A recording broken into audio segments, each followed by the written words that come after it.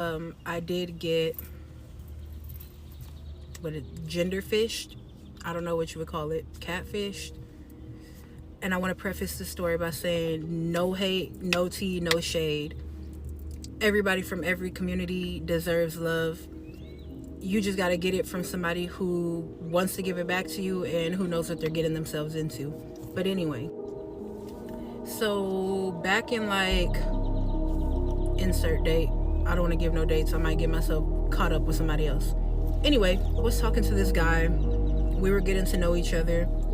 He was black, he was fine, and when you think about a good man, you could think about him. He was attentive, he was a good conversationalist.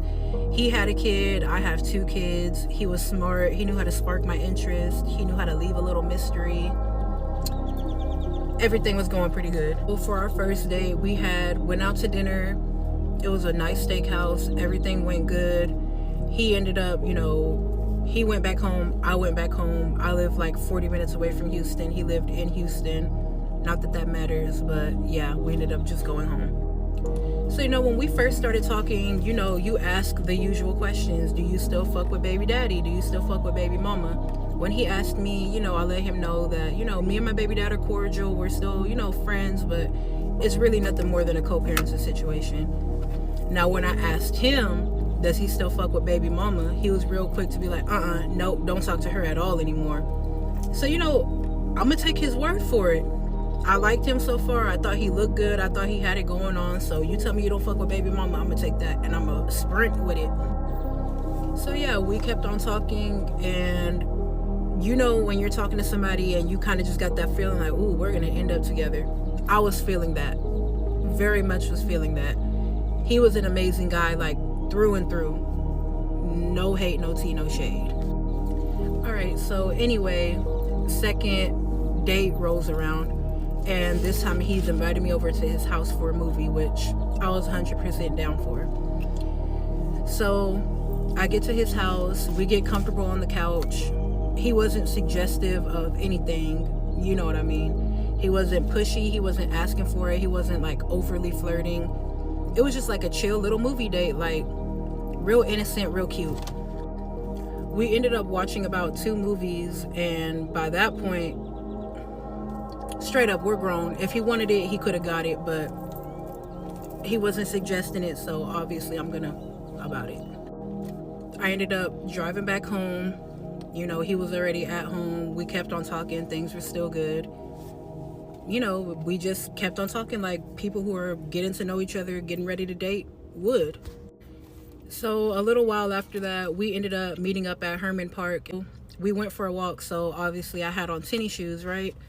Well, when it was time to go back to the car, he ended up coming to sit in the car with me. And I remember I was gonna take my tennis shoes off and put my slides on, but my toenails were looking fucking busted, and I was like, ooh, I don't think I'm gonna take these off right now. And he was like, no, take them off. Like, I'm not gonna judge you. Like, this is no judgment for real. Like, no judgment zone at all over here.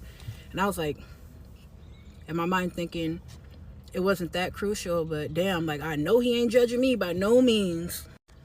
And I also noticed, like, the whole time we were out there, he kept adjusting his sweatpants in the front, like, you know how men do when they readjust themselves down there. So in my mind, I'm thinking he's just working with a monster, but that's neither here nor there.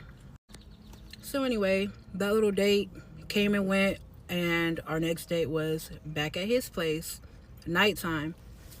I pull up. He has like the cute dim lighting in his living room. He opens the door with no shirt on. And like, I knew he had tattoos all over his arms. And I saw some on his neck because that's what shows through the shirt. He opened the door with no shirt this time. And I'm like, damn, you got an intricate chest piece there. Like, that's a nice tattoo. I didn't know you were like fully tatted from the neck to the waistline though. So like, caught me by surprise, but I liked what I saw. So it wasn't no big deal to me. And by this point, we were like a month and a half in, maybe 2 months. I don't really remember. But I started asking about the tattoos, and I was like, do they have any meaning to you? And he was like, not really meaning, more so purpose. And I was like, purpose? Like, what's the purpose of a tattoo? And he was like, hiding some scars. And I was like, scars? I don't know, for some reason instantly I thought like, did you get burned or something? Like, what scars are you covering? And he was like, no, like scars on my chest, like I had surgery. And I was like, open heart?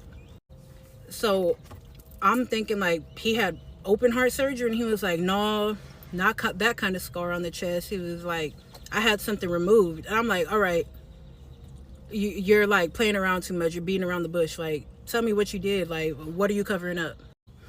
Now I'm gonna tell this next part of the story as sensitively as I can, because truly, no hate, no tea, no shade. But that's when he broke it to me that he has had top surgery, and you know, I'm not dumb. I know top surgery usually comes with being transsexual. So obviously I'm taken aback, but I wasn't gonna be rude about it. I was like, top surgery, so you know, you're trans, like you were born a female? And he was just like, yep. Like, so normal about it. Like, he knows I didn't know. I for damn sure didn't have no clue, because this was a beautiful, handsome ass man. Like, not saying trans men cannot be beautiful and handsome. I'm just saying, like, I had no indicator that he was trans. And I mean, by this point, we had kissed on each other, we had rubbed on each other. Like, I don't know how I didn't catch on. I don't know. But I would say, like, I felt a tad bit, I don't know, I don't want to say weirded out, but yes, the feeling was a little weirded out. I'll just be honest, because I didn't know I was getting myself into that. And that's when I was just like, you know what, I think like I need to go home and, you know, think on how I want to move with you next. I was like, because this is new to me, and I can't even be 100% that I would want to continue talking to you in this manner. Like, I don't know. And you know, he was pretty understanding of that. He was like, okay, like, go home, think on it. He was like, I really hope this doesn't impact anything, because I felt like we had a good connection. And like, high key, I thought the same shit, but like, I don't know, I just have never been in that situation. I didn't know if I could give him what he needed. I didn't know like how to navigate that situation with him. And I'm not gonna lie, like, in my mind, I instantly knew I was not gonna continue this on.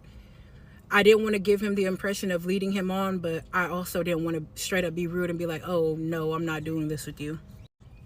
And you know, the whole drive home, he was texting me. He was like, I'm not gonna say you're transphobic, but I would say like your opinion on trans men probably needs to change, because like you don't sound very smart when it comes to dealing with trans men. And so I straight up asked him, I was like, aren't there like extra things I would need to do for you in order for you to be comfortable with me? Like, for one, fully accept who you are. Not saying that I don't, but there's certain things that I've already done with men. There's certain experiences that I've already done with men that I know I wouldn't be able to experience with you. And I think y'all know what I mean. And he started bringing up, you know, dystopia. Sorry, y'all. Dysphoria. And not saying I can't be an accommodating person, but I don't think I would have had it in me to help him deal with his gender dysphoria. Like, I don't know how to cater to that, because I'm not one in y'all's community. And you know, he said he wasn't going to call me transphobic. He just said that I'm a little ignorant on the subject. And maybe I am, but I do feel like I was emotionally intelligent enough to at least let him know, like, hey, I can't deal with this. But am I wrong for that? Was I wrong for that? I don't know. But yeah, y'all let me know, like, did I handle that right? Was I wrong? I don't think I was wrong.